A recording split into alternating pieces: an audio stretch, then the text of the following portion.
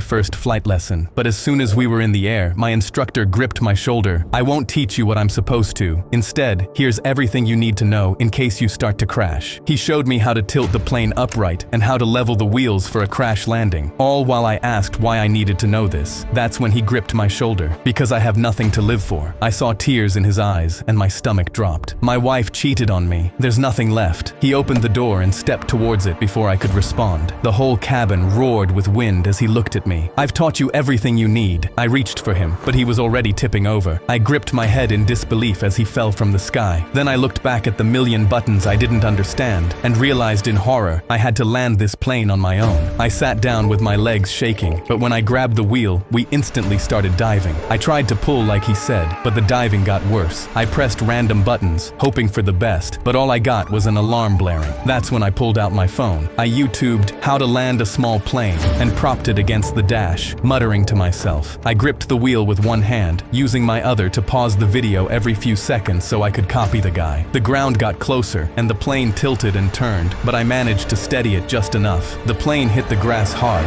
bouncing and skidding sideways. My head hit the dashboard and started bleeding, but I got up and ran out on the same field my instructor had jumped. I couldn't believe I was alive. But then I saw the ambulance across the field. They were pulling a white sheet over my instructor's body. He'd left me all alone up there with no training, and I still don't know how I wasn't under a sheet right beside him. The day I moved into Dad's house, the first thing he did was point at the giant greenhouse in his backyard. "Don't go in there, kid. I'm serious." I nodded, and that night naturally snuck in there. My jaw dropped looking at the green plants surrounded by grow lights, but suddenly I felt a hand on my shoulder. "I told you not to go in here, kid. These are just exotic herbs, but still, don't tell anyone they're here." I instantly realized Dad was growing something illegal, so when he fell back asleep, I snuck out and picked a few herbs. I gave a small bag to my classmate Rory the next day for $50, promising him it's that good homegrown Zaza. At home, I watched my dad watering and smelling the plants, and that night gathered more to sell. But the next day, Rory came in furious. "That Zaza you sold me was terrible. It nearly put me in the hospital. I want my money back." He yelled so loud our teacher walked over. "What did he sell you?" "Zaza." My face instantly went pale, and before I knew it, I was in the office with police officers questioning me on where I got the grass. My legs trembled because they'd found the 3 sealed bags of Zaza in my backpack, and an officer slid me the juvenile detention center flyers. I instantly cracked. "It's my dad's. He grows the Zaza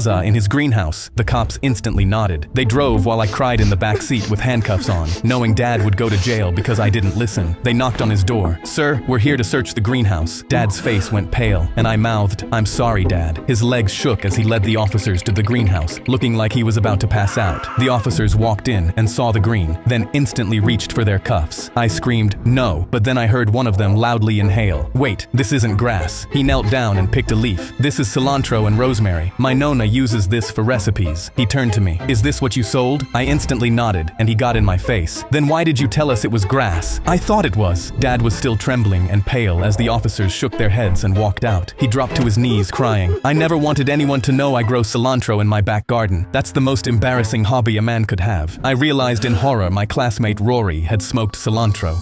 The day I moved into Dad's house, the first thing he did was point at the giant green. "Oh my God, honey, you're finally awake? You've been in a coma for 7 years." I bolted upright and stared at the IV tape on my arm. My wife squeezed my hand and started crying. "I thought you would never wake up." I touched my face to feel my beard, but my chin was smooth. The last thing I remembered was climbing into the laundry basket to scare her, so I asked, "Was I really in a coma all this time?" Instead of answering, she just started to cry harder, so I grabbed her shoulders and begged her to tell me everything I missed. She wiped a tear and looked straight down. "Your dog Buster died 2 years ago." My heart fell out of my chest. "No, my boy Buster." She nodded, so I just burst into literal tears. She grabbed my shoulder. "There's something else you need to know." That's when the door swung open, and a huge guy walked in wearing a robe and slippers like he lived right here in the hospital. I froze as he walked straight past me and kissed my wife on the forehead. He patted my leg. "Welcome back, champ." My wife lovingly held his arm. "This is Dave, my new husband." I stared at his slippers, wondering how I lost my wife to a man dressed like a giant toddler, and screamed, "No!" I lunged at him, but the IV lines yanked me back and my legs gave out, so I was swinging at him from the floor while he calmly held my forehead. "You've been gone 7 years, champ. Don't you have something to say to your wife?" I stopped struggling struggling, because he was right. I'd been gone for 7 whole years, so I started confessing everything from my knees. Babe, I was the one who dented the car and blamed the neighbor's kid. She yelped and covered her mouth, but I kept going. I've also been faking liking your mom's cooking for 10 years. It tastes like wet cardboard. She grabbed my arms. Honey, stop talking right now. I sucked in a breath for the big one, and she saw where this was heading, so she shook me by the arms and screamed, "It's just a prank. When you jumped out of that laundry basket, I hit you with the ironing board and you passed out. I planned it all in the ambulance." She wiped her sweat and laughed. "It's only been 2 days. Dave is just another patient here." But before my brain could process what she had said, my mouth blurted out, "I also pawned your grandmother's ring to put a deposit on a jet ski." The room went dead silent, and Dave slowly backed out the door. She let go of my arms. What jet ski? So I lay back down, closed my eyes, and slipped back into my coma.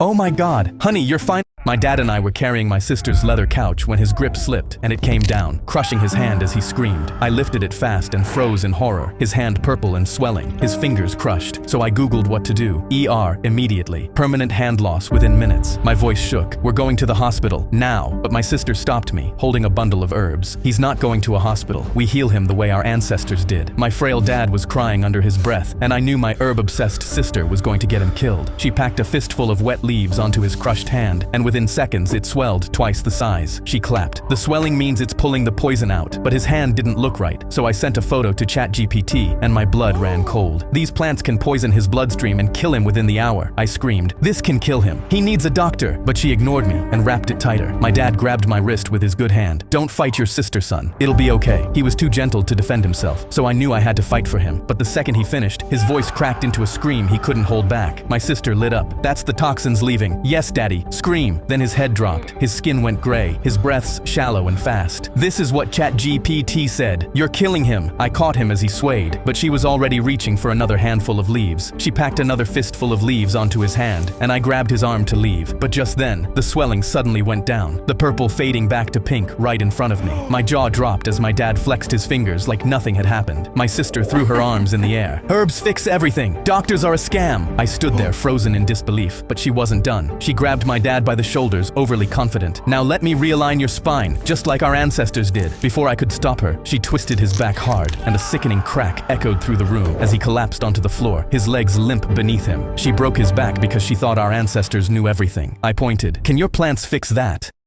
My dad and I were carrying my sister's leather couch when his grip slipped and it came down. My little brother and I were admiring Grandpa's war medals, earned the day he got paralyzed saving his squad, when we spotted his old stairlift right underneath and smirked at each other. I immediately sat on it as my brother pressed some buttons until it jolted sideways with a loud crack and stopped dead. No, no, no, no. Grandpa's stairlift was an ancient relic he'd had since the war, and we'd just destroyed it. My brother whispered, "He's in the bathroom. We need to fix this now." I hopped off and got to work, because if Grandpa found out, he'd kill us himself. I smashed the control buttons to reset it, but the whole thing screamed, system error," and lurched forward, nearly throwing me down the stairs. "This relic is possessed," my brother yelled. Then we heard it, the squeak of Grandpa's wheelchair rolling out of the bathroom. "He's coming," I hissed. My brother clutched his head. "Grandpa killed 3 men with his bare hands in the war. We're so cooked." So we ripped the side panel off to get at the wires, but the second I touched them, they crumbled to dust in my fingers. "Why is everything falling apart?" Then Grandpa's voice boomed up the stairs. "What are you kids doing up there?" We froze. "Nothing, Grandpa." In a panic, I kicked the chair back toward its track to fix it, but the chair's rusted mount snapped clean off. We gasped as it broke loose and tumbled down the stairs, flying straight toward Grandpa. "Grandpa, watch out!" We heard a loud crash down below and covered our eyes, sure we'd just committed murder. But as we crept down the stairs crying, we found his wheelchair flipped over, smashed by the chair, and no Grandpa in sight. "We killed a war hero!" my brother wailed. But then I spotted movement across the room and froze.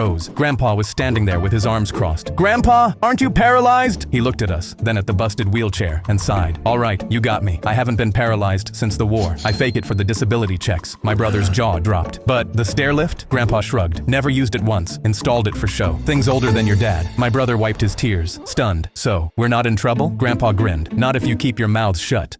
My little brother and I were admiring Grandpa's war medals, I looked the officer dead in the eye and lied. My name is Jason King. Jason had gone missing 3 years ago, and it was the first thing I could think of that would keep him from calling my abusive parents and telling them I had been caught shoplifting. Big mistake. They called Jason's family, and the second his mom saw me, she grabbed me and squeezed so hard I couldn't breathe. "Jason, I knew you'd come home, baby." I hugged her back. "Good to see you." Nobody asked a single question. They just took me home. I spent the whole ride there wondering how she could possibly mistake a stranger for her son. When we got to the house, the dad patted me on the back. "Welcome home, kid." I forced a smile. "Thanks, Dad." He didn't even ask where I'd been or what had happened to me, which made my skin crawl. At dinner, he set his fork down and studied my face a second too long. "You look thinner than I remember." I kept my eyes on my plate. Guess wherever I was, food wasn't exactly easy to come by. The mom's hand froze around her glass. "Let's not talk about that tonight." The dad nodded, but his eyes stayed on me for the rest of the meal. That night, I lay in Jason's bed with my eyes wide open when I heard her voice through the wall. He looks enough like him. As long as he answers to Jason, nobody ever has a reason to ask what happened to the first one. My whole body went cold. Then I heard footsteps. The door creaked open and the mom walked in, arms crossed. "We know you're not him." I stared at her. "Then why'd you take me in?" She stepped closer. "Because Jason was troubled too, and we didn't handle it right. Things got a little out of hand." She reached out and ruffled my hair. "But if you stay and let us call you Jason for the rest of your life, nobody ever has to know we killed him. You get a new family, we get our son back, and no one ever comes looking for what we did." My insides turned to jelly. I was scrubbing windows 40 floors up when I saw a man choking a pregnant woman through the glass. My stomach dropped, because 2 years out of prison, I'd promised myself I'd never look away from something like this again. I called 911, but her face was turning purple, and she'd be dead before they climbed 40 floors. So I pried the window open with my squeegee and threw myself inside. "Get off her!" The man spun around, and the woman crumpled to the floor, clutching